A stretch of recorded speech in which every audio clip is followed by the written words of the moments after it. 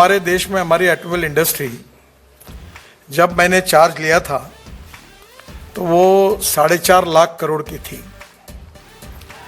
बाद में 7 साल के बाद वो 8.5 करोड़ की हुई और अभी हमारी इंडस्ट्री 12.5 लाख करोड़ की है। वर्ल्ड में हम तीसरे नंबर पर है।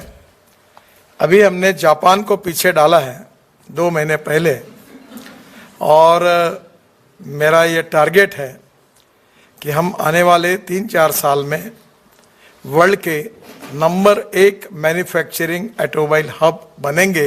ये हमारी कोशिश है। आप सबकी शुभकामनाओं के साथ ये संभव होगा। ये इसलिए महत्वपूर्ण है कि हमारे ग्रोथ में ऑटोमोबाइल इंडस्ट्री का रोल बहुत इंपॉर्टेंट है। 12.5 लाख करोड़ की इंडस्ट्री में 4.5 लाख करोड़ का एक्सपोर्ट है और 4.5 करोड़ भारतीयों को जॉब मिले हैं। और भारत में स्टेट गवर्नमेंट और राज्य सरकार को टैक्स के रूप में सबसे ज़्यादा रेवेन्यू जीएसटी के रूप में ऑटोमोबाइल इंडस्ट्री देती है। तो स्वाभाविक रूप से ये इंडस्ट्री को मैंने काफ़ी तकलीफ नहीं दी पर काफ़ी डंडा लेके उनके साथ चला हूँ। My dream is to make Indian automobile industry as diversification of agriculture towards energy and power sector. अभी वर्ल्ड में G20 में हमने ग्लोबल अलायंस हुई है हमारे बायोफ्यूल पर और उसमें जो चेंजेस हुए हैं वो काफ़ी बड़े प्रमाण पर है। हम लोग यूरो 4 हमारी इन्वायरमेंट के नाम एमिशन नॉर्म्स थे और यूरोपियन देशों में यूरो 6 था। तो मैंने सब ऑटोमोबाइल इंडस्ट्री को कहा था कि आपको यूरो 6 पे जाना पड़ेगा, BS6। तो उन्होंने कहा ये संभव नहीं है, ये कठिन है, ये हो नहीं पाएगा। 4-5 बार मीटिंग होने के बाद मैंने उनको नम्रतापूर्वक कहा आएंगे तो तुम्हारे साथ, नहीं आए तो तुम्हारे बिना, और नहीं आओगे तो घसीटते हुए तुमको ले जाऊंगा। अब मैंने पक्का किया है। So today we successfully implemented euro 6।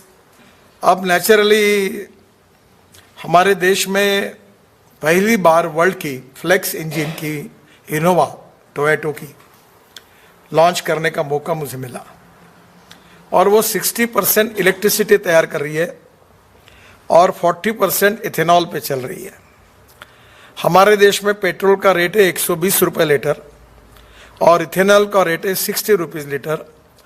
तो ऑन एन एवरेज अब ये समझ लीजिए आपकी इथेनॉल की ये गाड़ी का 25 रुपये लीटर पेट्रोल खरीदने से जितना एवरेज मिलेगा उतना एवरेज हमको मिलेगा। ये हमारे लिए बहुत इम्पॉर्टेंट है, महत्वपूर्ण है, क्योंकि हमारे फॉसिल फ्यूल का इंपोर्ट 16 लाख करोड़ का है और इसलिए पोल्यूशन भी समस्या है। किसी भी सोसाइटी में और देश में ethics, economy, ecology and environment, these are the 3 important pillars of the society. हमारे देश में पोल्यूशन ये बहुत बड़ी समस्या है। दिल्ली में तो पोल्यूशन इतना ज़्यादा है कि एक बार मैं लंदन से जा रहा था तो मुझे लोगों ने, भारतीय लोग मिले और ने कहा हमने हमारे टिकट कैंसिल कर दिए। तो मैंने उनको पूछा क्यों कैंसिल किया, तो उन्होंने कहा कि दिल्ली में पोल्यूशन बहुत ज़्यादा है। ये जो राइस स्ट्रॉ है ये पंजाब और हरियाणा में बहुत जलाते हैं और जिसके कारण दिल्ली में पोल्यूशन होता है।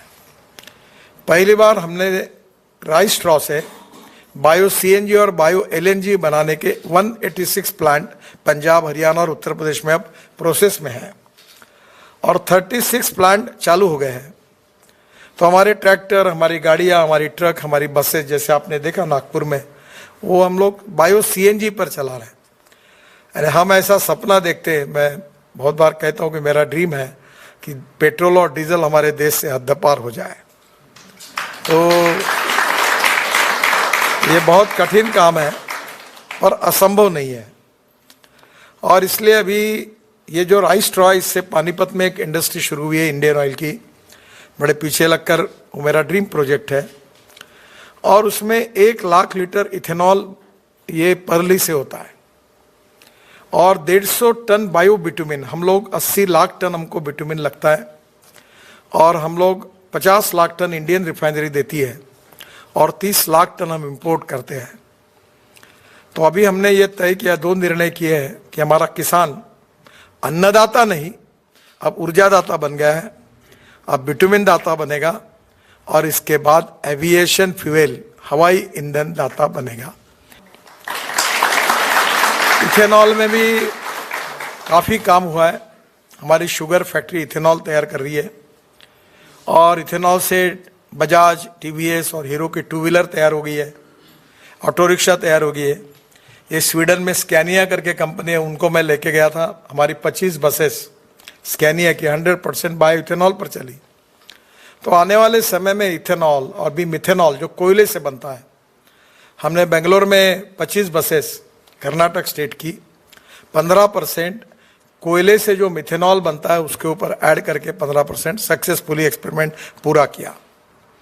आपको मालूम होगा ये स्वीडन में एक स्वीडिश कंपनी है स्टेनिया करके, जो उनके क्रूज है वो मिथेनॉल पे चलाती है और अब बड़े प्रमाण पर मिथेनॉल यूज हो रहा है। डीजल की तुलना में मिथेनॉल का भाव 25 रुपये लीटर है। हमारे महाराष्ट्र में आरसीएफ और दीपक फर्टिलाइजर और आसाम पेट्रोलियम बनाते हैं। अभी अशोक लेलैंड ने मिथेनॉल पर भी ट्रक लॉन्च कर दी है। तो हम alternative fuel and bio fuel पे काम कर रहे हैं ताकि हमारा इंपोर्ट कम हो। मैं यहाँ आया हूँ, उसका एक उद्देश्य यह है कि ये जो आपके यहाँ ट्राम दिख रही है, ऐसी रबर के टायर लगाकर 3 बसेस को जोड़कर इलेक्ट्रिक के केबल पर चलाने वाली बस सर्विस की शुरुआत मैं हिंदुस्तान में करने वाला हूँ।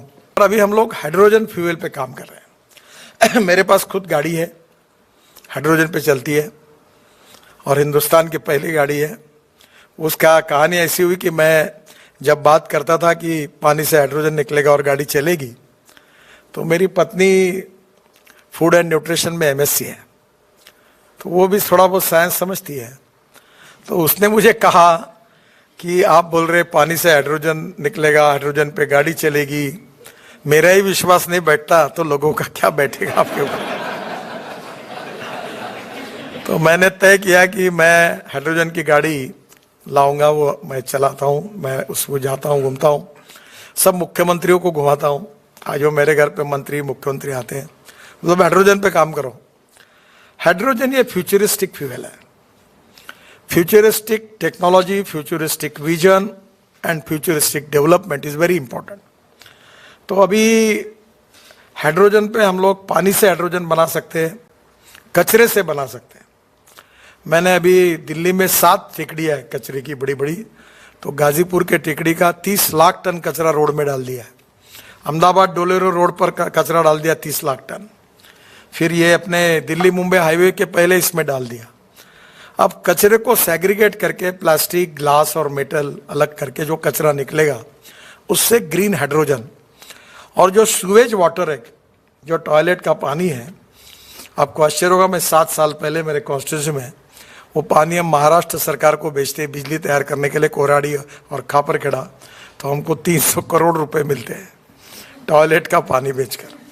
अभी मैंने मथुरा में हाइब्रिड एन्यूटी में प्रोजेक्ट डाला है, 90 ml स्लज मथुरा की, पानी शुद्ध करके, त्रिवेणी इंजीनियरिंग करके कंपनी है, और वो पानी इंडियन ऑयल के रिफाइनरी को जाती है और 20 करोड़ साल के देते हैं।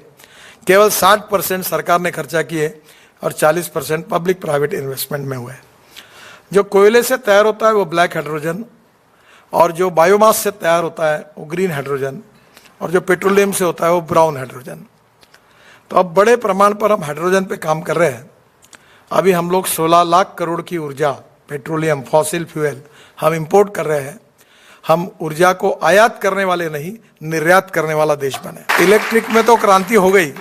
अब कभी गाड़ी आपको वेटिंग लिस्ट में, मेरे पास लोग आते हैं आउट ऑफ टर्न, हमको गाड़ी दिलाओ। तो electric scooter, electric car, electric auto rickshaw, और आप जब आओगे तो अब सब जगह इलेक्ट्रिक बसेस दिखेगी आपको। तो इलेक्ट्रिक बहुत चीपर है, import substitute, cost effective, pollution free और इंडिजिनियस। तो निश्चित रूप से बायोफ्यूल अलायंस के कारण हम वर्ल्ड में आने वाले समय में, हमारा उद्दिष्ट है कि bio CNG, bio LNG, ethanol, methanol, बाद में इलेक्ट्रिक, ग्रीन हाइड्रोजन, इसमें हम आगे जाए। अभी मर्सिडीज मैंने लॉन्च की इलेक्ट्रिक की, तो पूना में, चाकन में, तो उन्होंने मुझे कहा कि अब जर्मन से जो आए थे उनके चेयरमैन, कि अब हम केवल इलेक्ट्रिक ही बनाएंगे।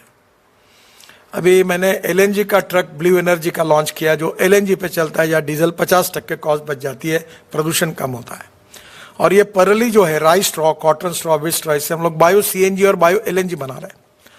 तो मैं भी बना रहा हूँ, मेरा ट्रैक्टर मैंने कन्वर्ट किया है, हाइड्रोजन पे काम कर रहा है। अभी 400 तो स्कूटर के नए नए लड़के बना रहे, इलेक्ट्रिक स्कूटर, वो होशियार निकले।